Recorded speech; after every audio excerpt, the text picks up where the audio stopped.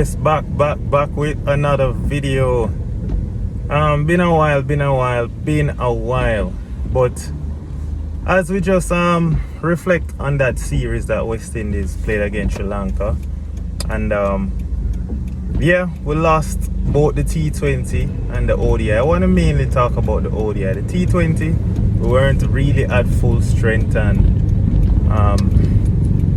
I think Pooran and Hitmaya were big miss for us in the T20. Of course, we still have to take a lot of learnings from there, but I want to talk about the ODI because the ODI in particular has been very, very poor. We have to all agree that the ODI have been very poor. And so one of the struggle for us is that we're unable to post 200 runs consistently, and whenever we do, there's a guy called Shai Hope who's at the helm of it. The last time we scored 200, I believe that was in the first ODI against England, and guess what? Shai Hope scored an unbeaten century. Now, I'm gonna try and edit this video properly and put in an interview done by Chris Gayle in 2019. That was when Chris Gayle was still playing 50 over cricket for West Indies at the World Cup, and what Chris Gayle said is, there are 4 guys that are going to take West Indies cricket forward. There are 4 guys that's going to take West Indies cricket forward in the 50 over game. Seeing any big things from that could possibly be a mini universe boss? A mini universe boss, that's a serious name, eh? Exactly.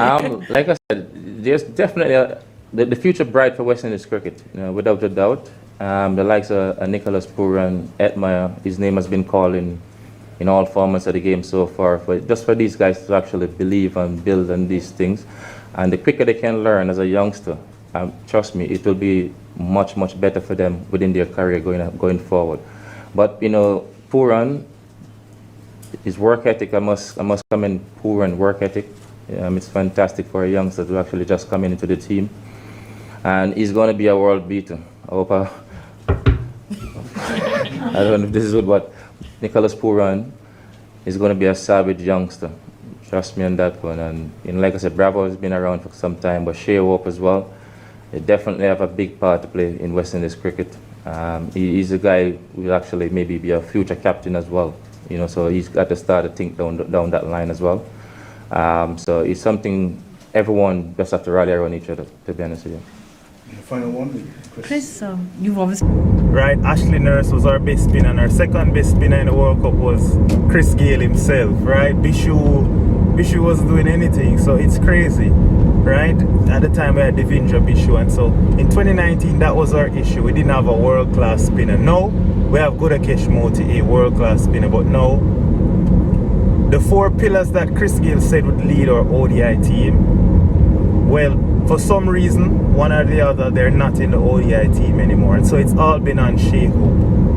But no, the one guy who usually saves us in ODI cricket, he's not been in very good nick or very good form of recently, right?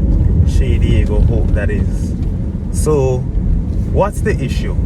So today I want to talk about what's the ideal batting position for Shai Hope. Before you just jump on the wagon and say Shai Hope should open, or before you say he should stay at number 4, I want us to actually think about it, right? Should Shai Hope go to the top? All right, looking at the composition of our team, right? At the end of the day, you have to look at the composition of our team. Of course, depending on which team he's playing for in a different league or whatever, it may be suited to open, suited to bat 3 or 4, but for West Indies, we're talking in the 50 over game. Where is Shai Hope suited? So I wanted to crunch some numbers, right? I'm crunching it off the top of my head. In 2019, Shai Hope was batting at number 3. So we had the 2 lefties opening. We had Chris Gayle and Evan Lewis. And in 2019, right, I know Shai Hope was averaging roughly about 47, but his strike rate was on the lower end for that year, somewhere between 47, 48, right, for 2019. So is that enough? Right, would you rather Shai Hope averaging 48, 47 with a strike rate of 70, batting at 3, and then we could have King and Evan Lewis opening at the top? Do you think that is best suited? Or do you think Shai Hope should go to the top? When he's opening, he averages well over 50. Strike rate in the same, about 70 to 75, right? And then, of course, he's able to set up the game, right, to his liking, right? And more often than not, when he's opening the batting, you find that we tend to post big scores when he's opening, right? We tend to be able to post 300 a lot more consistently when he's batting first. Not so much batting second when he was opening. You know, of course, whatever the opposition made dictated the pace at which he would bat. And you'd find that when we were chasing like 270, 260, 290, Shai Hope would do very well. Even that Sri Lanka series in 2021 against India in 2023 when it was 180, when it was 200 and a little bit, you find that Shai Hope does very well in those sort of score when he was opening, but he had a struggle when we were opening and we were chasing above 300. But whenever we were batting first and setting 300, he was able to maneuver himself quite better. And then we have this Shai Hope now, the new and upgraded Shai Hope. When he bats at number 4, he tends to strike at 80 yard, 90 yard, right? But he's a little less consistent. Still averaging roughly about 50, but his consistency hasn't been the same, right? In the sense that he has some big scores. He has a couple of not outs, right, when he's batting at number 4. And so his average seems roughly the same as if there's no drop off. But if you were to actually look at his mean score, so what is mean score? So mean score is the average amount of runs he scores per innings, as opposed to looking at how many times he has been dismissed. And what I've realized is, guys, you can do it for yourself, right? So for example, if Shai Hope plays 3 innings and scores 100 runs, but he had a unbeaten score in there, his average would be 50 because he got dismissed twice. However, if you were to look at it and say he batted 3 innings and scored 100 runs, his mean score would be 33.3, right? So I found that Shai Hope's mean score when he's batting at the top or at number 3 is better than his mean score than when he's batting at 4, meaning he's having a bigger impact per innings at the top or at number 3. However, at number 4 he still has the best strike rate, right? So the question I want to leave with is, where do you think Shai Hope is best suited? And forget that he's having a bad patch right now at 4 in Sri Lanka. Of course, that might be skewed in favor of him, person saying he should be opening or batting at number 3. But I want us to look at it objectively speaking. He's roughly averaging 50, whether he opens, whether he bats at 3 or whether he bats at 4. But for the makeup of our team, what do you all think? Should Shai Hope be batting at 3? Should he be opening? Should he be batting at 4? No, I'm going to tell you where I think he should not bat. I think he should not bat at 4. And I'm going to explain why. Right? I think he should not bat at 4 because why was he brought down to number 4? Tell me. I heard that it was because in that series against South Africa away in 2023 when Darren Sammy just took over, right? It was because we wanted somebody to play spin very well in the middle. That's something that we have an issue with, playing spin very well.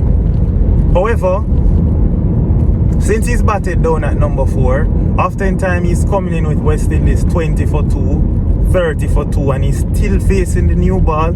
He's still having to build an innings and then face the spinner. So why not allow Shai Hope to bat in the top 3, where he can then construct his innings and then face the spin? Because when he's batting at 4 and coming in 30 for 2, like in the World Cup qualifiers, 25 for 2 in the series against Sri Lanka, at the end of the day, how is that beneficial? How is that better than Shai Hope opening the batting, right? And then being able to build his innings? Because you're putting him under more pressure. So now he's batting as a captain at 4 and at the same time he has to bear the responsibility to score big hundreds, and at the same time he's thinking about his strike rate. He's under too much pressure, right? So that is just my view, that Shai Hope should not be batting at 4. So in all honesty, this is where I see it. I think Shai Hope should be batting at number 3. I think Brandon King and Evan Lewis are good openers. They'll give us very good starts. And I'm giving Brandon King and Shai Hope the responsibility to bat through the innings. I want guys like... Recording complete.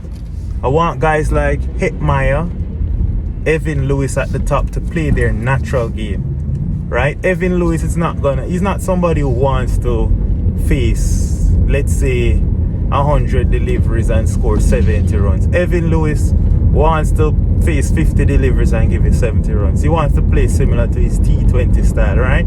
You realize in the reduced game against Sri Lanka, in 61 deliveries, Evan Lewis got a century. Brilliant, magnificent. Allow Lewis to bat with that freedom to say, Lewis, just play how you want to play, right? But only thing, we want you to be hungry to score runs. That's all. So however Evan Lewis see the game, let him play his natural game. At the end of the day, we're going to benefit. Is it more beneficial to have Evan Lewis blast away in the power play and score 70 or 50 and then get out?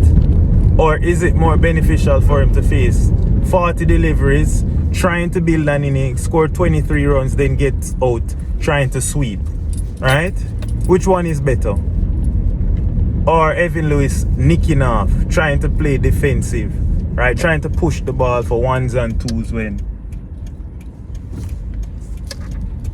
typically speaking, that's not what Lewis wants to be doing, right? So think about it and tell me. So it's your boy Ronaldo, and I'm out.